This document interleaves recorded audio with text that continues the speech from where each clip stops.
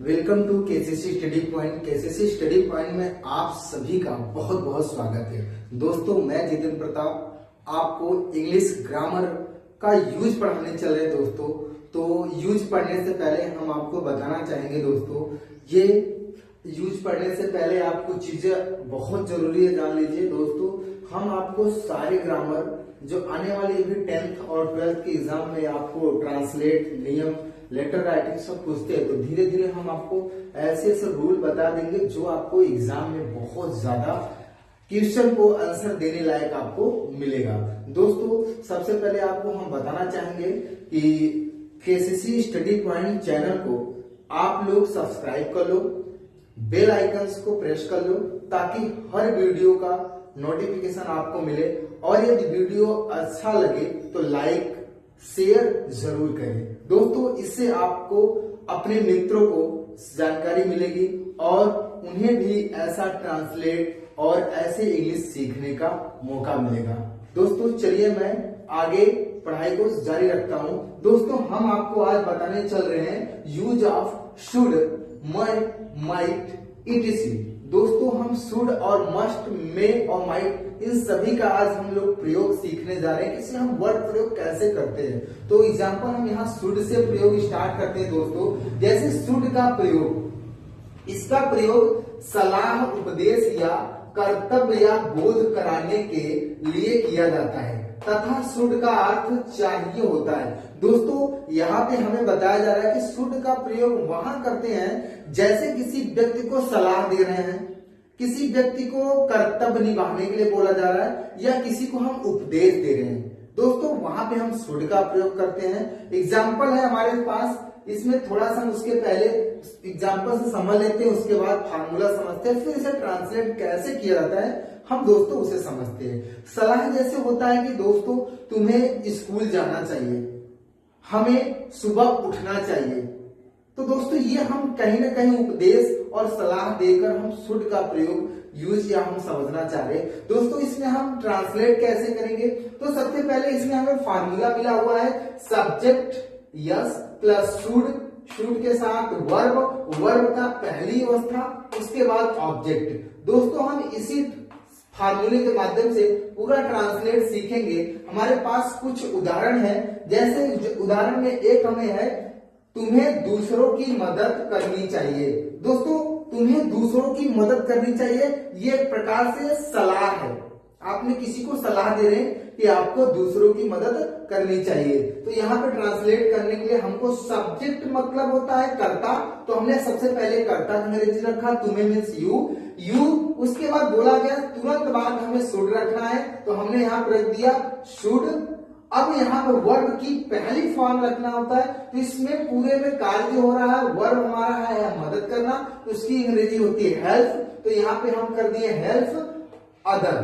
दोस्तों, you should help other, आपको दूसरों की मदद करनी चाहिए या तुम्हें आप दूसरों की मदद करनी चाहिए। ऐसे दूसरा है हमें माता पिता का सम्मान करना चाहिए, we should respect our parents, हमें माता पिता की सम्मान करना चाहिए। दोस्तों, तो उसका हमें ट्रांसलेट बोला गया। यहाँ पर भी वही रूल लगाएंगे, subject plus should plus respect plus our plus parent. दोस्तों, we should respect our parents, हमें माता पिता की सम्मान करना चाहिए। उसी प्रकार तीसरा है उसे पढ़ना चाहिए, तो ही शुड रीड।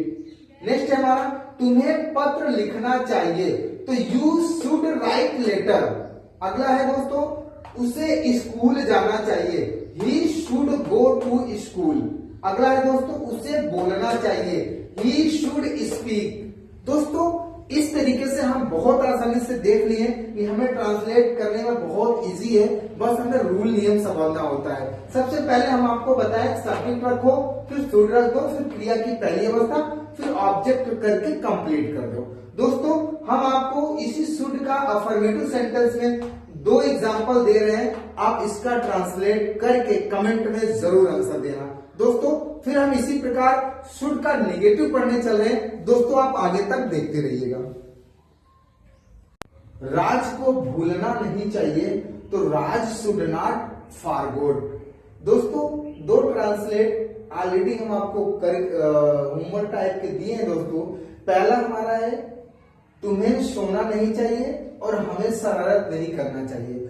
दोस्तों इन दोनों का आप ट्रांसलेट करके कमेंट जरूर करेंगे दोस्तों, ताकि हमें भी लगे आपको समझ में आ रहा है, आप कर लेते हैं। दोस्तों अब हम लोग इंट्रोगेटिव सेंटेंस पढ़ेंगे कि इंट्रोगेटिव सेंटेंस आगे कैसे किया जाएगा। उसमें भी हमें दो प्रकार का होता है, जहां पर वाक्य शुरू में क्या क्यों कब कैसे आ जाए, और एक होगा जो वाक्य बीच में क्या क्यों कब कैसे आ जाए। तो उसमें हम शुड के साथ कैसे ट्रांसलेट करेंगे दोस्तों, हम आगे देखेंगे।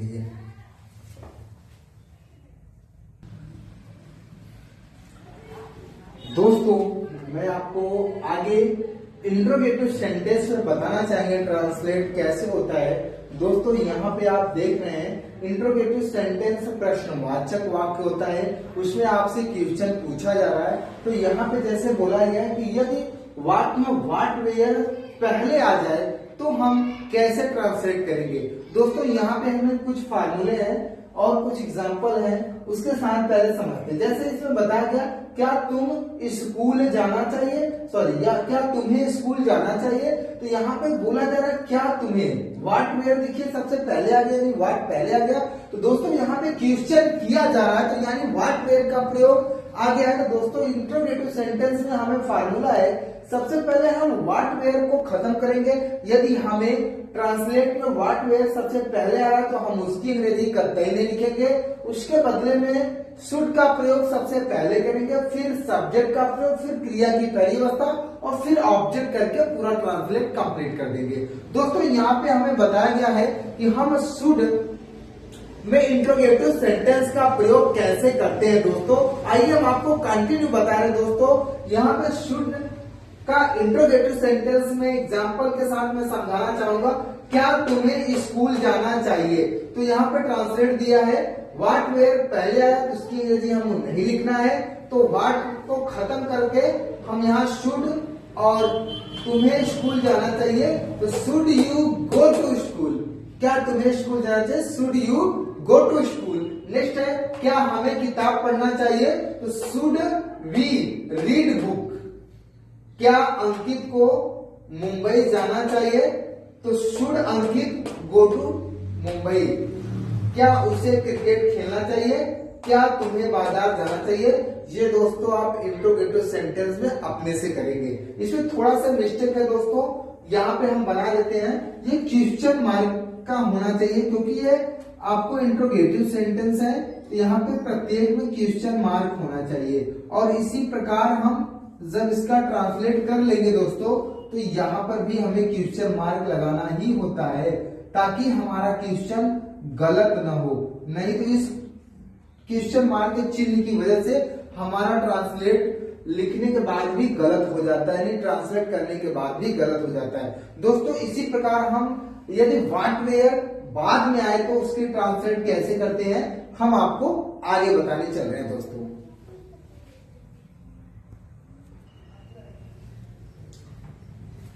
दोस्तों इसके आगे हम आपको बताने चल रहे हैं कि यदि वाक्य के बीच में क्या क्यों कब कैसे आ जाए तो उसकी ट्रांसलेट हम लोग कैसे करते हैं। दोस्तों ये भी हमारा इंट्रोगेटिव सेंटेंस का एक पार्ट है, जो कि हमें इंट्रोगेटिव सेंटेंस में व्हाट वेयर बीच में आता हो, यानी वाक्य के बीच में सेंटेंस के बीच में यदि आ रहा है तो उसकी ट्रांसलेट हम लोग कैसे करते हैं। दोस्तों रूल के अकॉर्डिंग हमें ये बोला जा रहा है कि यदि क्या क्यों कब कैसे वाक्य के बीच में आ रहा है तो उसकी अंग्रेजी सबसे पहले लिखेंगे, उसके बाद सब्जेक्ट लिखेंगे, सॉरी उसके बाद हम शुड लिखेंगे, शुड के बाद सब्जेक्ट लिखेंगे, फिर वर्ब की पहली क्रिया यानी पहली अवस्था, उसके बाद पूरा ऑब्जेक्ट यानी लिख के पूरा ट्रांसलेट कर देते। दोस्तों हमें फार्मूला में बताया गया what where plus should plus subject plus verb की पहली अवस्था प्लस ऑब्जेक्ट। तो उसी प्रकार हम लोग इसी फार्मूले पे देखेंगे उदाहरण के साथ कि मुझे अब क्या करना चाहिए, मुझे अब क्या करना चाहिए, तो यानी मुझे अब क्या करना चाहिए तो क्या की अंग्रेजी दोस्तों होता है व्हाट, जो कि यहाँ पे बीच में मिल रहा है, हम इसकी अंग्रेजी सबसे पहले लिखेंगे फार्मूला के हिसाब से। तो what should I go now, दोस्तों what should I do now, अब मुझे क्या करना चाहिए, मुझे वहां क्यों जाना चाहिए, why should I go there. मुझे कार क्यों चलाना चाहिए, why should you drive car. दोस्तों इस प्रकार हम लोग अगर क्या क्यों कब कैसे वाक्य के बीच में मिल रहा है तो उसकी अंग्रेजी हम लोग बहुत आसानी से करते हैं दोस्तों।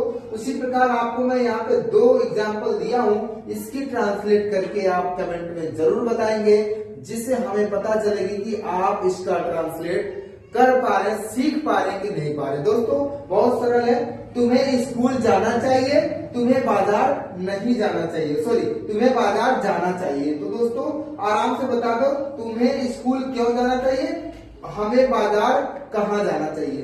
बहुत सिंपल सा है, आप इसका ट्रांसलेट हमें करके कमेंट जरूर करेंगे दोस्तों। तो चलिए दोस्तों हम इसी प्रकार अब अगला पढ़ेंगे मस्ट का प्रयोग। तो मस्ट का प्रयोग कैसे करते हैं दोस्तों, आइए देखते हैं।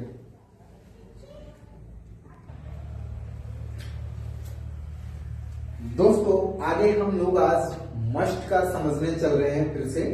दोस्तों मस्ट का प्रयोग वहां करते हैं जहां पर वर्तमान और भविष्य में अनिवार्य रूप से अवश्य रूप से कार्य किया जाए, वहां पे मस्ट का प्रयोग करते हैं। दोस्तों आइए हम कुछ अनुवाद और उदाहरण के माध्यम से देखते हैं। तो यहाँ पे दोस्तों दिख रहा है, लिखा हुआ है कि मस्ट का प्रयोग हम उस स्थान जहां पर वर्तमान व भविष्य में कुछ अनिवार्य रूप से होना बहुत जरूरी या महत्वपूर्ण हो, वहां पर मस्ट का प्रयोग करते हैं। दोस्तों मस्ट का अर्थ होता है अवश्य रूप से। यहाँ पे हमको 3 अनुवाद करना है दोस्तों, 3 तरीके से। एक साधारण वाक्य जो होता है अफर्मेटिव सेंटेंस, वहां पे दोस्तों एग्जाम्पल प्लस फार्मूला हम लोग समझेंगे दोस्तों। यहाँ पे एग्जाम्पल है, उससे वहां अवश्य जाना चाहिए। दोस्तों यहाँ पे देखिए फार्मूला है सब्जेक्ट प्लस मस्ट प्लस क्रिया की पहली अवस्था प्लस ऑब्जेक्ट। तो हम इस फार्मूले के माध्यम समझेंगे, उससे वहां अवश्य जाना चाहिए। तो he must go to there, तुम्हें स्कूल अवश्य जाना चाहिए। You must go to school, हमें क्रिकेट अवश्य खेलना चाहिए। वी मस्ट प्ले क्रिकेट, तुम्हें अवश्य किताब पढ़ना चाहिए। You must read book. दोस्तों ये हमारा अफर्मेटिव सेंटेंस है। इसी प्रकार हम लोग थोड़ा सा निगेटिव सेंटेंस को पढ़ेंगे। दोस्तों निगेटिव सेंटेंस यानी नकारात्मक वाक्य होता है। वाक्य में नकारात्मक शब्द आ जाए तो हम उसे नकारात्मक वाक्य कहते हैं। यहाँ पे देखिए हमें मस्ट के साथ नेगेटिव सेंटेंस कैसे प्रयोग करेंगे।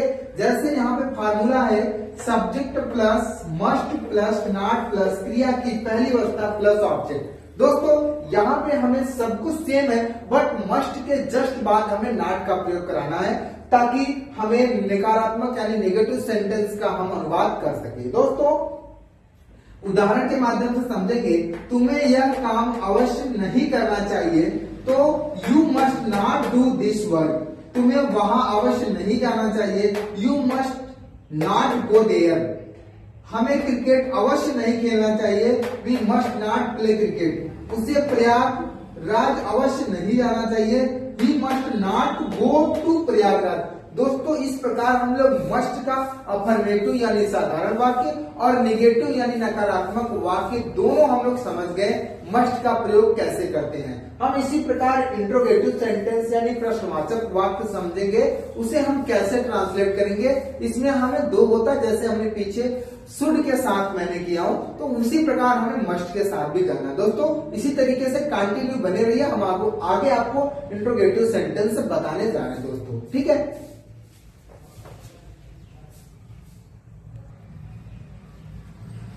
दोस्तों आप आगे देखिए, हम इंट्रोगेटिव सेंटेंस यानी प्रश्नवाचक वाक्य कैसे करते हैं।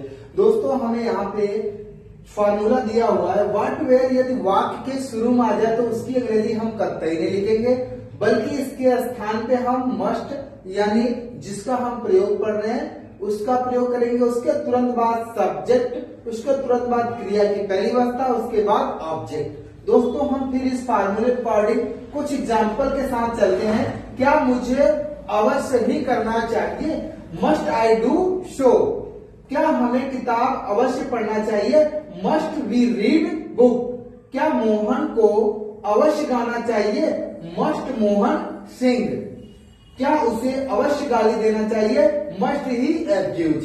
दोस्तों इस प्रकार हम लोग मस्ट के साथ अफर्मेटिव सेंटेंस, नेगेटिव सेंटेंस, उसके बाद इंट्रोगेटिव सेंटेंस पढ़े दोस्तों।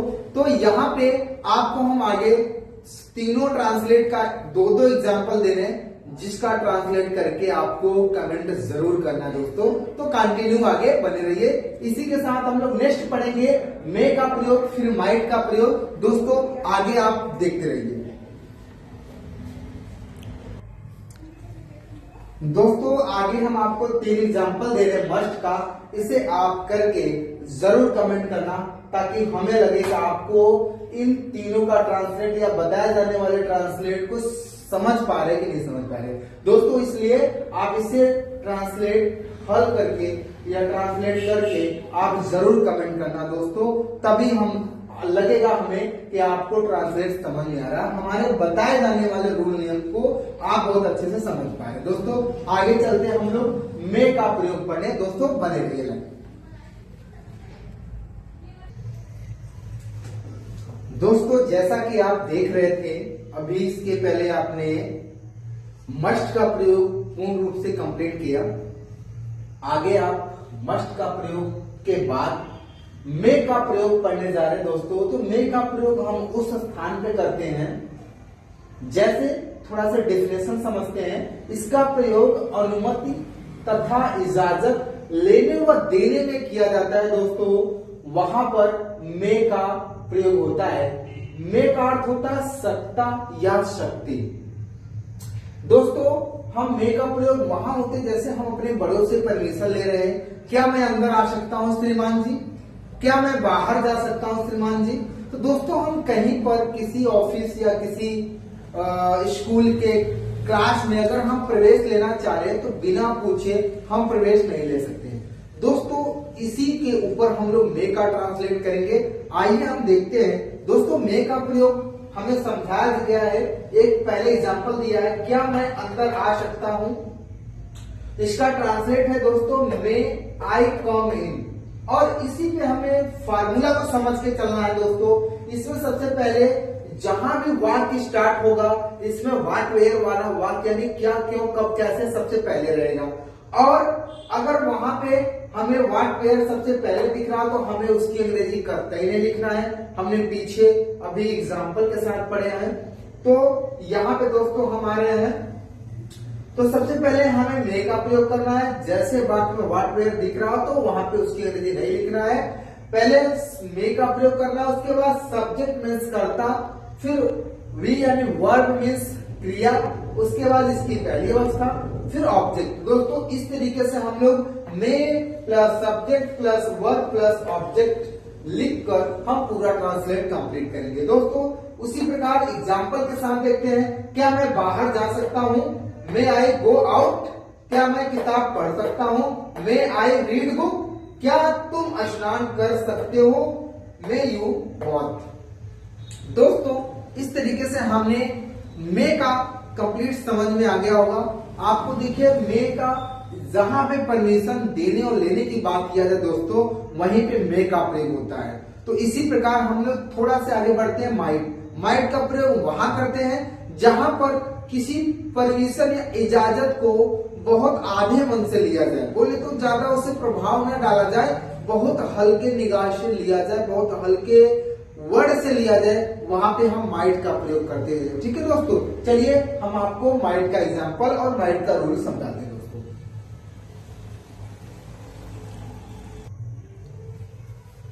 दोस्तों हम लोग उसी प्रकार आगे पढ़ने चल रहे दोस्तों।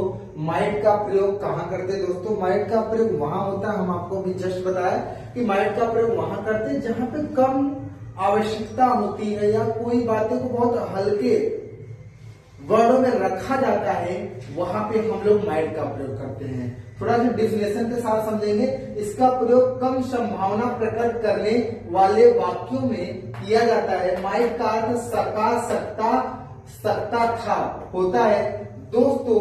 इसमें हमें फार्मूला बताया गया। सबसे पहले दोस्तों यहाँ पे थोड़ा सा मिस्टेक हुआ है, यहाँ पे हमें रहेगा कर्ता। क्या रहेगा दोस्तों, सब्जेक्ट यानी कर्ता, कर्ता के बाद माइट, फिर क्रिया की पहली अवस्था, फिर ऑब्जेक्ट। दोस्तों उदाहरण के साथ थोड़ा समझते हैं कि वह शायद अंग्रेजी पढ़ सकता है। देखो शायद अंग्रेजी पढ़ सकता है, एक संभावना प्रकट किया जा रहा है जिसमें हमें ज्यादा उसमें भाव नहीं दिया जा रहा है या उसे इंपॉर्टेंट तरीके से नहीं रखा जा रहा है, तो यहाँ पे संभावना प्रकट किया जा रहा है। तो हमने यही अभी पढ़े ना, इसका प्रयोग कम संभावना प्रकट करने वाले वाक्यों में किया जाता है। तो यहाँ पे देखिए सभी में हमें वही चीज हो रहा है जिसमें संभावना बहुत कम है। दोस्तों यहाँ पे वह शायद अंग्रेजी पढ़ सकता था, तो ही माइट रीड इंग्लिश। आज शायद बारिश हो सकती है, आई माइट रन। सॉरी दोस्तों, यहाँ पे आई नहीं रहेगा, इट रहेगा। इट मीन्स होता है आज, सॉरी यहाँ पर, तो यहाँ पर होगा दोस्तों इट माइट रेन टुडे, मतलब आज बारिश शायद हो सकती है। तो यहाँ पे हम लोग इट लगाएंगे दोस्तों। मैं अपना लक्ष्य पा सका, I might get my goal. I might get my goal. मैं अंग्रेजी बोल सका, आई माइट स्पीक इंग्लिश। दोस्तों इस तरीके से हम लोग माइट का प्रयोग करते हैं। माइट का प्रयोग हम लोग कम संभावना प्रकट होने वाले जैसे वाक्यों में करते हैं, और मे का प्रयोग जहां पे पूर्ण रूप से वो कार्य बिल्कुल श्योर है वहां पे मे का प्रयोग करते हैं, और माइट का प्रयोग कम संभावना है। दोस्तों इस तरीके से हमने आपको एग्जांपल दिया शुड, मस्ट, मे और माइट का। दोस्तों हमारे साथ वीडियो बने रहने के लिए आप सभी का बहुत बहुत स्वागत है दोस्तों, और बहुत बहुत धन्यवाद है।